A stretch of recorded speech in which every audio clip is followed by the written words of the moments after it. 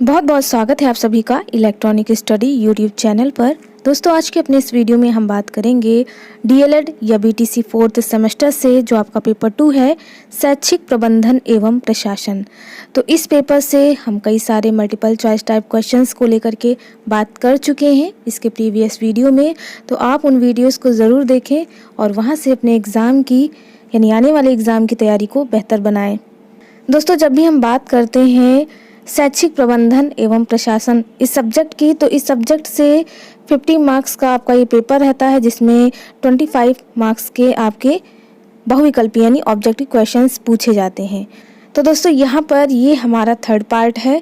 Third part के बाद 2 part और आएंगे और उसके बाद आपका पेपर 2 कंप्लीट करा दिया जाएगा। पेपर 2 कंप्लीट कराने के बाद पेपर 1 के साथ साथ अदर जो भी आपके सब्जेक्ट हैं उन्हें भी कंप्लीट करा दिया जाएगा। तो आप परेशान ना होइए, आपके एग्ज़ाम से पहले आपकी चीज़ें तैयार करा दी जाएंगी।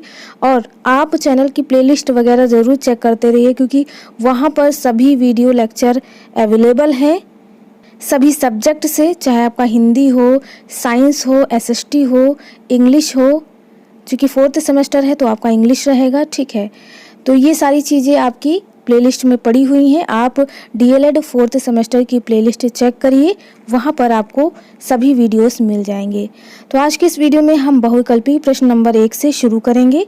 तो यहाँ पर पहला प्रश्न आपसे पूछ रहा है, एनसीईआरटी का गठन कब हुआ?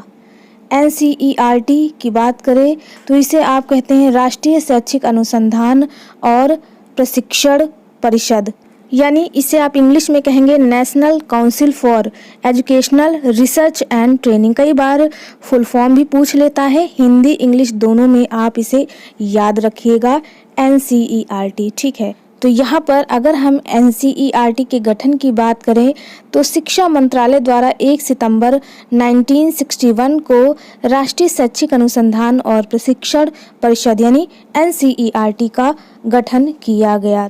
नेक्स्ट क्वेश्चन नंबर 2 पूछा है, एनसीईआरटी की कितनी क्षेत्रीय समितियां हैं? तो यहाँ पर आप खुद से भी आंसर देने की कोशिश करिए, बिल्कुल सही है। यहाँ पर अगर हम एनसीईआरटी की क्षेत्रीय समितियों की बात करें तो 4 समितियां होती हैं। करेक्ट आंसर यहाँ पर 2 का ए हो जाएगा।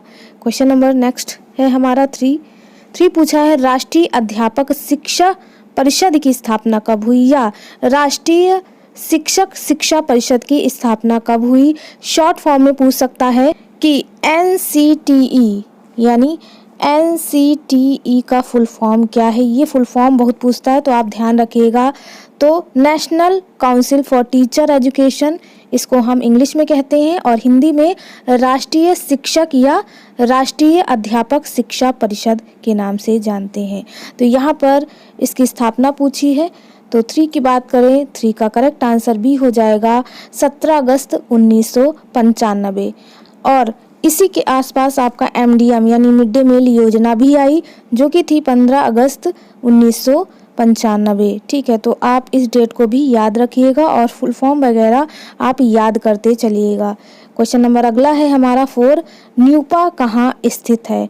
न्यूपा की बात करें तो न्यूपा का फुल फॉर्म होता है national university of educational planning and administration, इसका फुल फॉर्म है। तो न्यूपा का फुल फॉर्म भी आप याद कर लीजिएगा।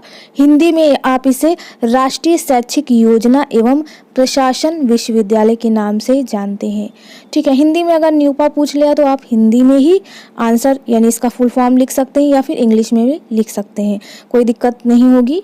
तो यहाँ पर अगर न्यूपा की बात करें तो न्यूपा नई दिल्ली में स्थित है। करेक्ट आंसर यहाँ पर 4 का सी हो जाएगा, ठीक है। नेक्स्ट क्वेश्चन देखेंगे, क्वेश्चन नंबर 5 पूछा है, इंदिरा गांधी राष्ट्रीय मुक्त विश्वविद्यालय, जिसे आप शॉर्ट फॉर्म में इग्नू कहते हैं, स्थित है कहाँ स्थित है? तो यहाँ पर अगर हम सबसे पहले बात करें कि इंदिरा गांधी राष्ट्रीय मुक्त विश्वविद्यालय इसकी स्थापना कब हुई, तो इसकी स्थापना 1 जनवरी आप लिख लीजिएगा 1985 में इसकी स्थापना की गई। और साथ ही अगर हम बात करें इग्नू यानी Indira Gandhi national open university कहाँ स्थित है, तो यहाँ पर 5 का करेक्ट आंसर सी हो जाएगा, नई दिल्ली में स्थित है। नेक्स्ट क्वेश्चन नंबर 6 है, नीपा का नाम बदलकर न्यूपा कब किया गया? तो आप ध्यान रखिएगा, इसका फुल फॉर्म पूछ सकता है, बिल्कुल आप ध्यान रखिएगा। इग्नू का, न्यूपा का, NCERT, SCERT, तो इन सभी के फुल फॉर्म आप ज़रूर याद करके जाइएगा। तो यहाँ पर 6 की बात करें तो नीपा का नाम बदलकर न्यूपा 1979 में किया गया। 6 का करेक्ट आंसर बी हो जाएगा। नेक्स्ट क्वेश्चन नंबर 7 पूछा है, राष्ट्रीय मुक्त विश्वविद्यालय शिक्षा संस्था का नाम बदलकर राष्ट्रीय मुक्त विश्वविद्यालय किस वर्ष में किया गया? तो अगर हम राष्ट्रीय मुक्त विश्वविद्यालय यानी मुक्त विश्वविद्यालय शिक्षा की बात करें तो शिक्षा से वंचित एवं शिक्षा को क्रमशः जारी रखने की इच्छा रखने वाले व्यक्तियों को माध्यमिक शिक्षा परिषद नई दिल्ली ने 3 नवंबर 1989 में मुक्त विश्वविद्यालय खोला था। ठीक है, तो पहली बार इसे 3 नवंबर 1989 में खोला गया। अप्रैल 1990 को भारत ने एक प्रस्ताव द्वारा इसे राष्ट्रीय मुक्त विश्वविद्यालय शिक्षा संस्थान यानी national institute of open schooling घोषित किया, जिसकी वर्तमान में जिसका नाम जो है वर्तमान में बदलकर राष्ट्रीय मुक्त विश्वविद्यालय रखा गया और जो सन 2002 में इसका नाम जो है वो बदला गया। तो इस तरह से इतनी सारी बातें थे अगर हम बात करें national institute of open schooling की। नेक्स्ट क्वेश्चन नंबर 8 पूछा है, राज्य हिंदी शिक्षा संस्थान स्थित है, कहाँ पर स्थित है? तो आप खुद से भी इसका आंसर करने की कोशिश करें। तो यहाँ पर 8 की बात करें, 8 का करेक्ट आंसर डी हो जाएगा, वाराणसी। राज्य हिंदी शिक्षा संस्थान जो है वह वाराणसी में स्थित है। नेक्स्ट क्वेश्चन नंबर 9 देख लेते हैं। 9 पूछा है, मनोविज्ञानशाला की स्थापना कब की गई? तो यहाँ पर 9 की बात करें, 9 का करेक्ट आंसर सी हो जाएगा, मनोविज्ञानशाला की स्थापना 1947 में की गई।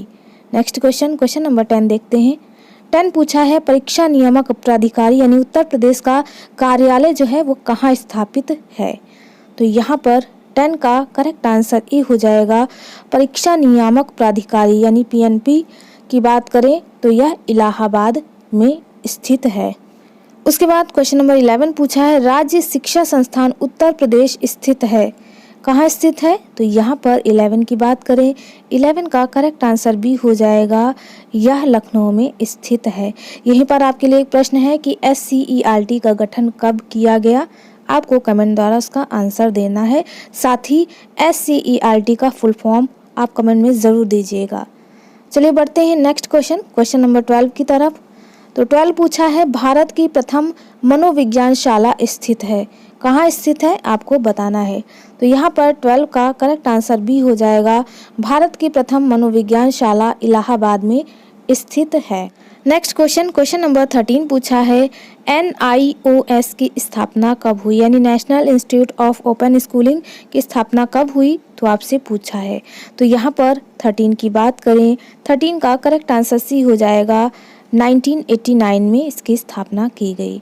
नेक्स्ट क्वेश्चन नंबर 14 पूछा है, राष्ट्रीय शैक्षिक योजना एवं प्रशासन विश्वविद्यालय की स्थापना हुई, कब हुई? तो आपको बताना है। तो यहाँ पर 14 की बात करें, 14 का करेक्ट आंसर ए हो जाएगा, राष्ट्रीय शैक्षिक योजना एवं प्रशासन विश्वविद्यालय की स्थापना 1962 में हुई। नेक्स्ट क्वेश्चन नंबर 15 देख लेते हैं। क्वेश्चन नंबर 15 पूछा है, न्यूपा परिषद का अध्यक्ष होता है, कौन होता है आपको बताना है। तो यहाँ पर 15 की बात करें, 15 का करेक्ट आंसर सी हो जाएगा, न्यूपा परिषद का अध्यक्ष मानव संसाधन विकास मंत्री होता है। करेक्ट आंसर यहाँ पर 15 का सी हो जाएगा।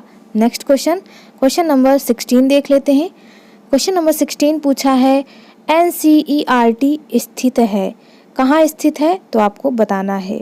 तो यहाँ पर मैंने शुरुआत में ही बताया था कि जो NCERT है वह नई दिल्ली में स्थित है। इस तरह से यहाँ पर 16 का करेक्ट आंसर सी हो जाएगा। नेक्स्ट क्वेश्चन नंबर 17 पूछा है, राज्य शैक्षिक अनुसंधान और प्रशिक्षण परिषद का मुख्यालय स्थित है। तो यहाँ पर आपको SCERT का मुख्यालय बताना है कि कहाँ स्थित है।